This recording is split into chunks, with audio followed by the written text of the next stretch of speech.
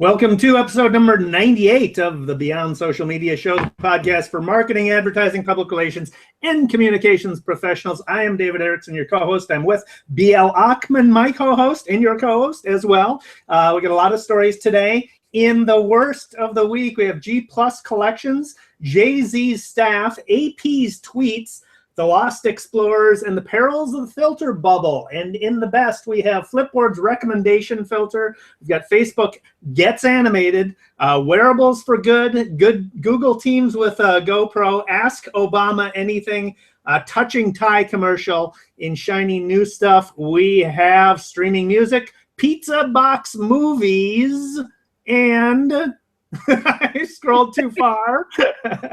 New photo apps, a harrowing Tumblr, and we wrap it up with some daily numbers about Facebook videos. BL has the honors. I won't steal it from you this week. BL, what was the worst? Well, in my opinion, the worst was the way that VentureBeat covered the Google I/O 2015 conference, in which Google announces everything that's coming up. And like so many publications that don't use the platform, VentureBeat got the Google Plus story wrong. They're talking about how Google Plus is over and nobody's talking about it, although they did talk about it. They said more to come. We'll be talking to you later this year. And a publication that can move markets needs to have higher standards, because what they said is that Google Plus quietly eliminated collections. No. Don't they have fact checkers at VentureBeat? They just make stuff up. Google Plus eliminated circles. The reason they eliminated shared circles, they didn't eliminate circles, let me get my facts straight. They eliminated shared circles because those had been taken over by spammers and they were used incorrectly, and so they just took them away. What is happening on Google Plus is that it is getting better every single day. Features are being added, features are being beefed up. The conferencing there, the communities there are as rich and as vibrant and as busy as they've ever been. And if you really want to find out what's going on, go to the Google I/O 2015 community, which has 83,000 members. It's a very active community. Yeah, it's a little disconcerting when you don't get basic facts straight. I think people are in such a rush to get published, and you have people talking about things they don't entirely understand or entirely know the platform. So go figure. It's reprehensible, seriously. What else have you got? What else have I got? Well, there was Jay-Z had a little whiteout brouhaha. He had complained about discrimination on Twitter not too long ago. And so on Beyonce's website this week, there's a picture of Jay and Beyonce, and they're mugging with a few dozen staffers at their headquarters for their new streaming service Tidal. And guess what? The only two black people in the picture are the owners. Now, I mean, the problem is he pulled the race card a couple of weeks ago, called out the black community for not backing his company the way that it supports Apple, Nike, and Google. So people said Jay tried to guilt trip us, but all his staff are all white. Jay does a pro-black freestyle, then releases a picture of Tidal's all-white staff. And those who complain of no blacks in white-owned institutions, well, here you go. Jay-Z owns Tidal. You going to protest? Yeah, as Governor Perry once famously said, oops. Well, I mean, the article did point out that their headquarters are in Sweden and only 2% of the population there is. That is a good point. Why is his headquarters in Sweden, though? We don't know. All right. So I have a sort of lengthy, anyway. Adrian Peterson, my Minnesota Vikings are about to start another season. Adrian Peterson, their running back, who got into trouble last year. He's the most talented running back in the NFL. Got into trouble last year when he disciplined his son and clearly took it too far. His 4-year-old son, he disciplined him with a switch, something that is done in the South, but in Minnesota, we don't do that kind of stuff. Injured his son, got suspended for a year as a result. And throughout the whole process, Peterson has basically played himself as the victim. He recently this week took to Twitter to complain about, because he's sort of holding out this year. He was suspended last year for the entire season except one game. So anyway, went through this whole thing and tweeted 8 times about his contract not being guaranteed. He was upset that the owners have most of the power in the NFL.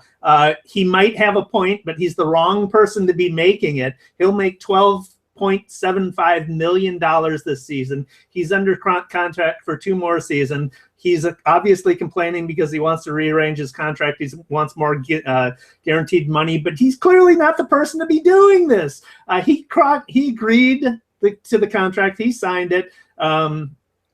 He's been in all this trouble, and he's playing himself as the victim and taking to Twitter to do so. And he is getting no sympathy from anybody on Twitter, no sympathy from any of the media. But this is kind of not the way that you use Twitter, and kind of what happens when you surround yourself with yes men. It just appears that nobody's there to tell him he needs some PR counsel. Nobody's there to tell him, don't do that. It's a bit of a train wreck. So anyway.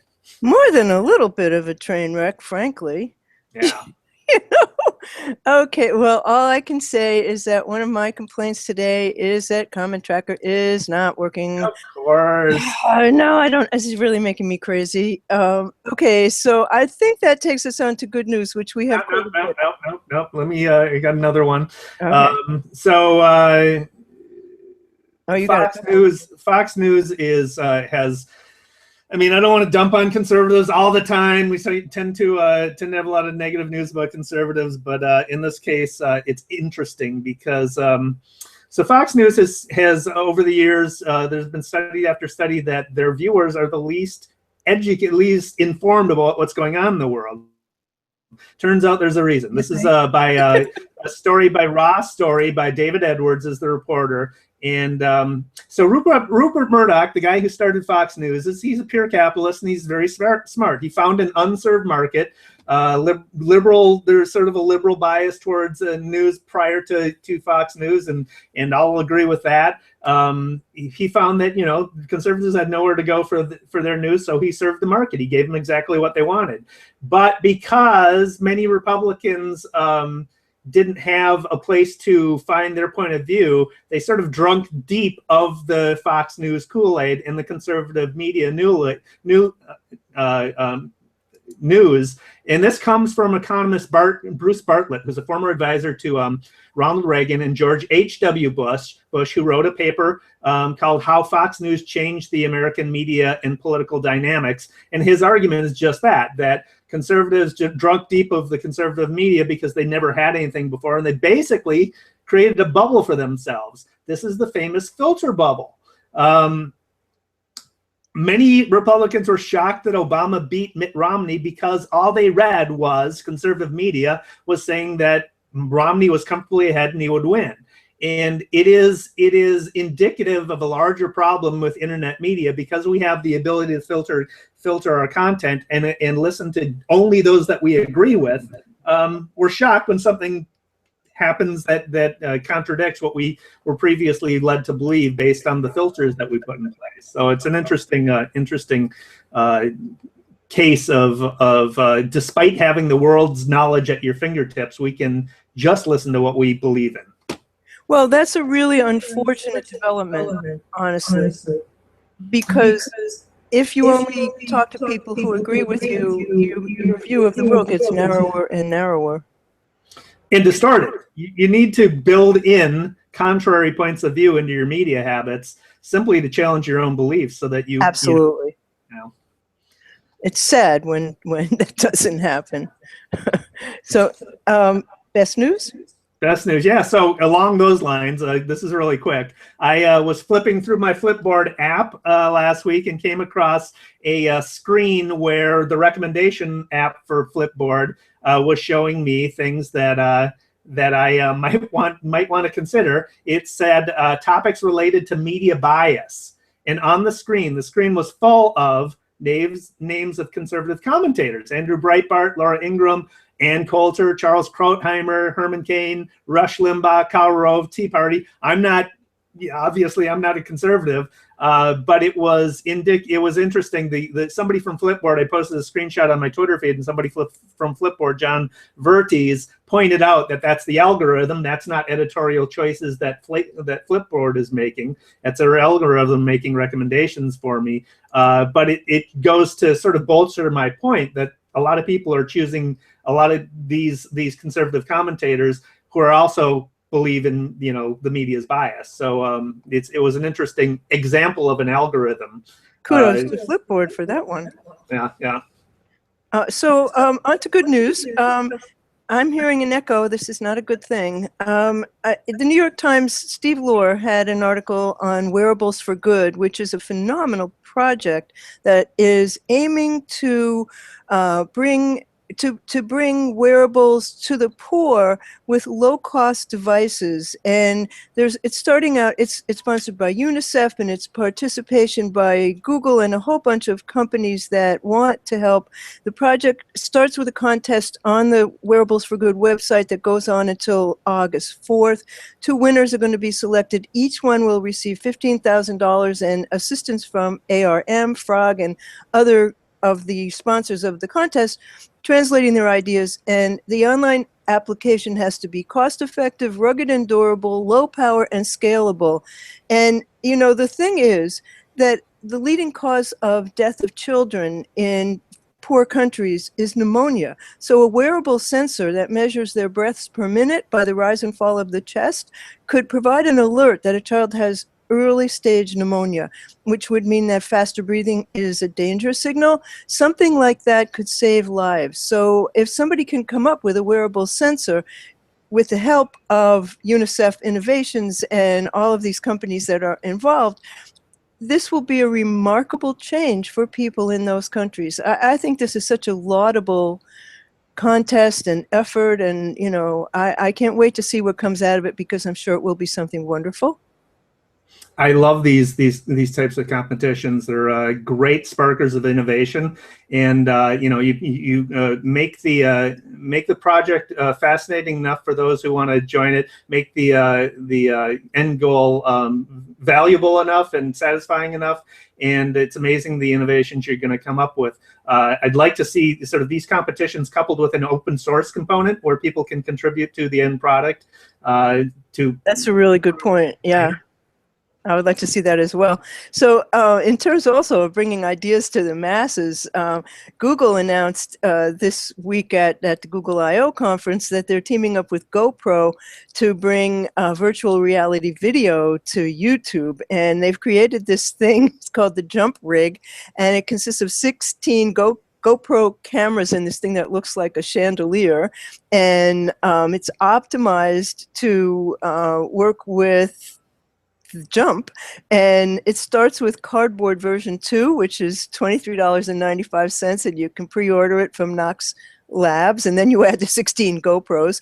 I ordered cardboard. I don't know about the 16 GoPros, but it boasts the rig has camera syncing, multi-camera control, a super long battery life, and it's there to capture as much 3D footage as you can imagine. And there you just hand it over to Google's Jump software, and it processes it, and then you'll be able to share it with anybody with a VR headset, cardboard or not, will be able to see it. And so, I mean, this is just a really remarkable development, and we have to watch this closely, but I think brands should be watching absolutely very closely every minute. And the source of this article is Engadget. The reporter was Nicole Lee. And, I think this is the most exciting thing to come out of the conference, because eventually what is going to happen is that the internet will be 3D. We will never leave our houses again. We won't have to go to a store. We won't have to go anywhere. We'll just look at the internet and we'll be there. That's very cool. It is fascinating too. I've been arguing for years that websites will turn into virtual environments. That since Second Life, as clunky as it was, you could see where it was going, where the potential is. Absolutely. That, eventually you'll be able to enter websites, and websites will be like retailers will be a store. You can go in there and shop with your friends in a virtual space. This is the first step toward that. Is a little $250, $350 a pop. That's a little bit pricey for everyday people like you and I. But once those, the cost goes down on the cameras and everything, eventually we're going to be able to do virtual reality individually. So that's very cool. Well, one of the things that I have, I mean, I should mention this here, I guess, is Pizza Hut in Hong Kong has this pizza box that comes with a built-in projector. Basically, you put your phone, the box has a little stand inside that you put your phone in, and then you put your phone in front of the built-in lens that turns the pizza box and your phone into a projector. And there's also videos that you can download that come along with your pizza order, and you can project from the pizza box to a wall, so you can, lay in bed or sit on your couch and watch movies with your pizza box. I love that. Wow, that's pretty awesome. That's cool. So, not as cool as that, but maybe in the long time coming category. Facebook is rolling out support for animated GIFs, finally. Yay! This is from a TechCrunch article by Sarah Perez. You can't upload GIFs directly to Facebook, but if you paste in a link from an externally hosted GIF, it should work. It doesn't work on brand pages yet, so we'll see, just on profiles, but that's pretty cool. Can I just say that I hate animated GIFs? Oh, it depends. It depends. Yeah. A lot of them are very clever. So this week, President Obama used Twitter to great advantage. He went to the National Hurricane Center in Miami, and he reported the the hurricane forecast for the season, which starts June 1st. And everybody was able to ask him questions on Twitter. And, this is just proof that this is the coolest president we've ever had. I mean, he takes advantage of every communications vehicle. He's proved it through his 2 campaigns, and I think he's been less innovative and less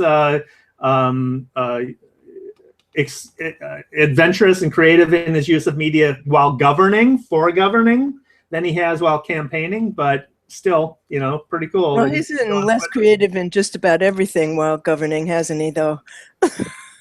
Sadly. But that's a whole nother conversation. So go ahead, Dave, tell us I'm done with my good stuff. Well, I have one that, you never know why things pop back up on the internet. But this past week, a commercial that has everybody crying. You can't look at this and not cry. It turns out that it's an ad for True Move, which is a phone company. It's a 3-minute video, and it is one of those things that tells the most remarkable story. And it's had over 18 million views since 2013, and it's come around again. And basically the story is there's a little boy, and he's being chased out of a pharmacy by the owner who caught him stealing. And then when they find out what he stole medicine that he needed for his mother who's sick, so the owner gives it to him, and then they give him something else. 30 years later, he repays the favor to the owner, and you're crying by the end of it. I don't care what kind of tough guy you are. By the time you watch this 3-minute video, you're crying. And the thing is, communication is the best gift, is the answer. That's interesting. I saw that in your show notes, and it reminded me. I have did some research on insurance videos or insurance content that people are sharing, and one of the top things that people are sharing related to insurance companies is a Thai insurance company video that does basically the same exact thing. Tells a very compelling and touching story, and you don't even know it's an insurance company until the end. So it's I mean, you don't.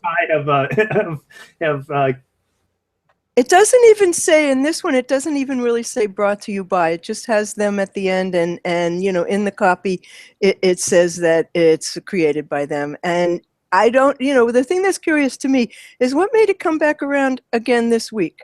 What happened there? Yeah, that would be interesting to find out what prompted it. But it's definitely being shared a lot and has been for a while. It looks like it. Quite really remarkable. So I think we're on to shiny new objects. We are indeed. So go ahead. Well, Jay-Z, he may have done one thing that was bad, but he introduced his new company, Tidal. And this comes through a client of mine, Debbie Irwin, who's a voiceover artist. And she, on her blog, had a demo of Ghost Sounds, which is created by Ryan McGuire. And what Tidal is a new paid subscription music service that produces what they call lossless sound. And the video that Debbie had on her site called Ghost Sounds demonstrates what you have lost when files are compressed into WAV and MP3 files. It's really quite fascinating to hear. We don't listen to fine stereo music for the most part anymore. Very few of us do. We listen on devices like our computer and our portable devices, and we're missing a lot of the music. So Jay-Z's effort for, I don't know, $10 or $20 a month is to provide a higher level of fidelity. And that's very, very interesting to me. It will be fascinating to see if that takes off. I mean, Neil Young has been trying to do the same thing basically with his MP3 player, and it hasn't really gained any traction. I think we're in a phase of good enough is good enough, and if it's going to cost any more, I don't know that people are going to pay for it, or enough audio files will pay for it to make it worthwhile business. But well, let me put it this way: I'm not paying for it. So, but I love the idea, but I'm not paying for it. So Google had its I/O conference. A lot of things came out of that, one of which is Google Photo apps. So now you can get an app for Android or iOS for your photos. And Google, this is part of Google sort of splitting off the photo function of Google Plus into its own product. And so this is from the Next Web, Jackie Dove article. You get unlimited storage of photos and videos, up to 16 megabytes for photos and up to 1080p HD for video. It auto uploads from all devices. So I've got it on my phone, and it just seamlessly started uploading all the photos on my phone in private mode, right? You pinch and zoom navigation on the app, tap and hold drag for multiple selections, which is really nice. Instead of having to tap on each individual one, you want to select when you have multiple selections. You can edit in-app. It's got automatic organization by people, places, and things. It's searchable. It auto-awesomes photos. It's a really, really good photo app. So and it also makes stories for you, which is really cool. It takes related photos and it puts them together. It's awesome. And given that the latest update of iPhoto and the way that it's on your phone completely stinks because you can't find anything, this is going to be so much better. And you search for dog, and it'll show you all the pictures of dogs in your photos for all the photos that you have. And I have gazillions of them because I'm like a compulsive photo. It's a great development. It really is. And it just proves that they really are paying attention to the way that people actually use things. But I found one that I just love. Unfortunately, it doesn't exist yet, but the minute it does, I want it. It's the Dolmio Pepper Hacker, and it disables Wi-Fi TVs and mobile devices for half an hour while it's seasoning your food so you can have dinner in peace. It'll make the kids in your house crazy.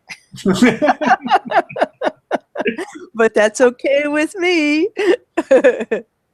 Yeah, I don't know if I'm gonna be using that one. I downloaded this a while ago and hadn't tried it until recently, but it's a fantastic app. It does one thing and one thing perfectly. It's called Taylor app, and what it is it's a mobile screenshot app. So I, do a lot of work with web developers and stuff, and want to show them an example of what I'm seeing on the screen, or mobile search results to show people how they're showing up in search on mobile phone. You take screenshots, and for search results especially, you want to show the entire set of results, and you can't do that with the small phone. So I have to take multiple screenshots as I scroll through the search results, and then edit those together to put it into one file to show. It's a long process. This Taylor app will do that. You just do all the screenshots you want, open up the Taylor app, and it automatically finds those, sniffs those out, puts them together perfectly, and gives you one image file that shows the entire set of search results. It's I love fantastic. That. Is that free? Yep. All right, put that in the show notes. You have another one. And this is a really cool one. This is a great Google Plus development. Yeah, I was gonna save that till next week. You were. Okay, save that till next week. Oh, come on, Dave, tell us. You want to go to? The reason I'm saving it till next week is I didn't research it enough to have anything to say on it. No problem. Let's go to projects. Yeah. Okay.